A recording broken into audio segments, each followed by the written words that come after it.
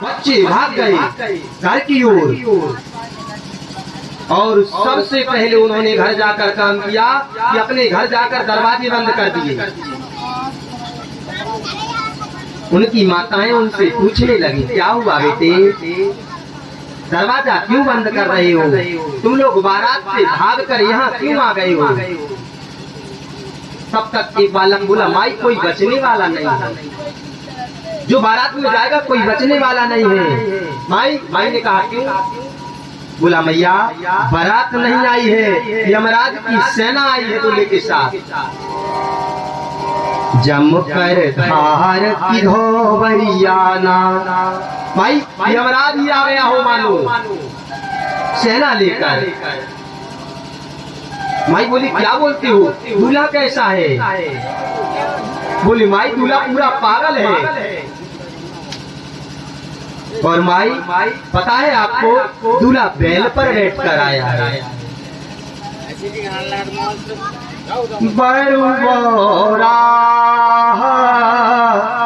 बस असवारा। भैया आज तक अपने नगर में जो दूल्हा आया है वो घोड़ी पर बैठ कर आया है, पर आज जो दूल्हा आया है माँ वो बैल पर बैठ कर आया है। ये दूल्हा नंदी पर बैठा है।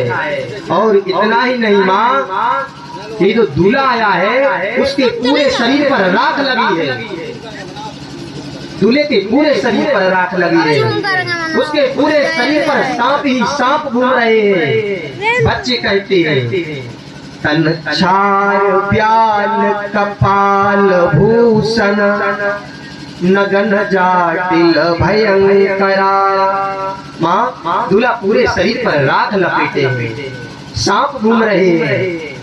और माँ खोपड़ी की माला पहने हैं। खोपड़ी की माला कोई पहनता है क्या माँ। और माँ से एक बात और कहूँ, दूल्हा नंगा है बिल्कुल, दूल्हे के शरीर पर वस्त्र नहीं है। बच्चे कह रहे, माँ दूल्हे ने महल पर रूप बना कर रखा है। और माँ दूल्हा अकेला नहीं आया है, कौन कौन आया है साथ में। भूत पिशाच हाकनी डाकनी राक्षस, ये सब माँ दूल्हे के साथ बारात में आए हैं।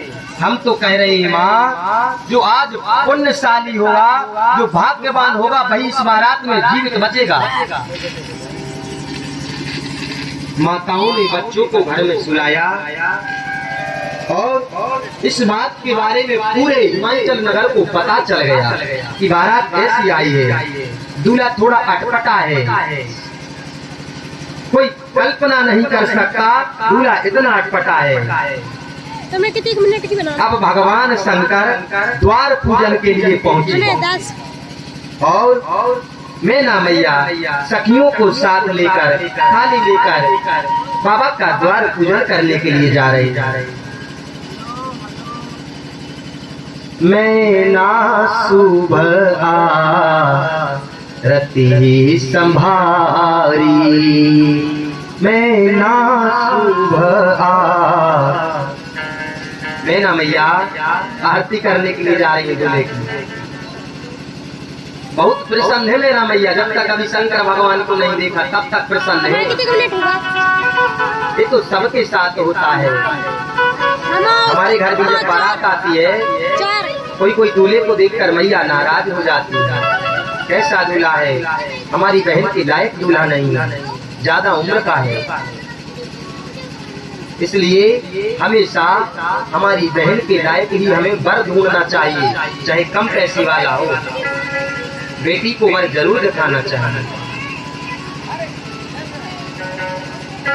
मैना मैया आगे बड़ी थाल को लेकर, मैना सुबह रति संभारी, मैना सुबह रति संभारी, मैना सुबह रति संभारी, मैना सुबह रति संभारी।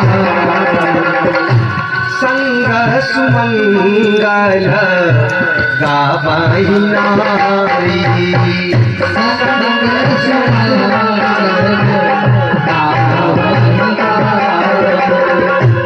परिचन बार सोहबर पानी कंचन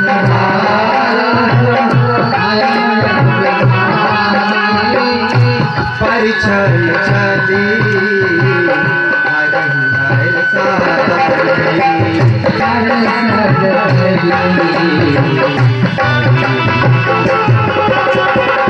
माँ शंकर भगवान के पास पहुंची। मैना मैया ने बाबा को देखा। कैसा देखा?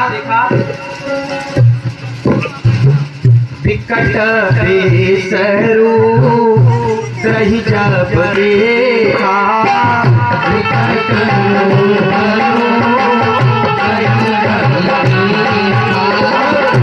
अबलन पूर भय भयऊ विषीता,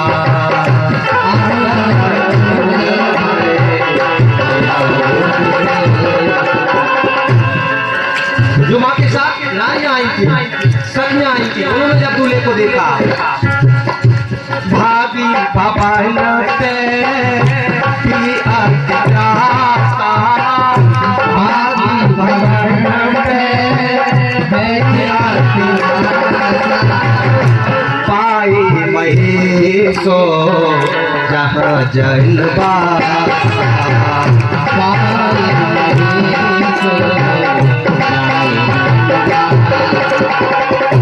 पाई महेश मैना मैया आरती की थाल लेकर आरती उतारने के लिए बाबा की आई। मैना मैया को पता तो था कि थोड़ा दूल्हा थोड़ा अटपटा है, पर ये नहीं पता था कि कितना अटपटा है। मैना मैया पहुंची। उन्होंने जाकर शंकर भगवान का विकट स्वरूप देखा मैना मैया ने, और जब देखा मैना मैया का हाथ कांपने लगा और हाथ पूजा की थाली मैना मैया के हाथ से नीचे गिर और मैना मैया विलाप करते हुए भीतर भाग गई जनवासी में। जनवासा जानते हैं, जहाँ पर बारात को ठहराते हैं। जब पहली बारात को नाश्ता देती है जब हम लोग, उसे जनवासा कहते हैं। मैया दौड़कर विकल होकर व्याकुल होकर दुखी होकर उस जनवासी में जाकर भाग गई। भीतर जाकर मैना मैया जहाँ पर पार्वती जी थी, पार्वती जी को अपनी गोद में बैठा कर मैना मैया रोने लगी और बोली, जिस ब्रह्मा जी ने मेरी पार्वती को इतना सुंदर बनाया, उन ब्रह्मा जी ने मेरी पार्वती के लिए ऐसा बावला वर लिख दिया। अरे जो फूल कल्प वृक्ष पे लगना चाहिए था, ब्रह्मा जी ने उस फूल को आज बबूल के पेड़ पर लगा दिया। मैं पर्वत से छलांग लगा दूंगी, अग्नि में जलकर मर जाऊंगी, जल में डूबकर मर जाऊंगी, परंतु अपने जीते जी इस बावले दूल्हे से मां पार्वती तेरा विवाह नहीं करूंगी, कदापि तुम्हारा ब्याह इस दूल्हे से नहीं होने दूंगी। मैना मैया ने नारद जी को बहुत बुरा सुनाया, बहुत गालियां दी, बहुत बुरा कहा और कहा, नारद कर में कहा बिगाड़ा। अरे मैंने नारद जी का क्या बिगाड़ा था जो मेरा बसा बसाया घर उजाड़ दिया नारद जी। 10 मिनट। अरे ऐसे पागल के लिए नारद जी ने मेरी बेटी से तपस्या करवाई हजारों वर्ष। मैं समझ गई नारद जी की कोई बेटी नहीं है, इसलिए नारद जी ने मेरे साथ ऐसा किया। यदि नारद जी की बेटी होती तो नारद जी समझते कि बेटी क्या होती है। मैना मैया लगी नारद जी को भला बुरा कहने। तब पार्वती मैया अपनी माँ से बोली, मैया मेरे भाग्य में जो लिखा है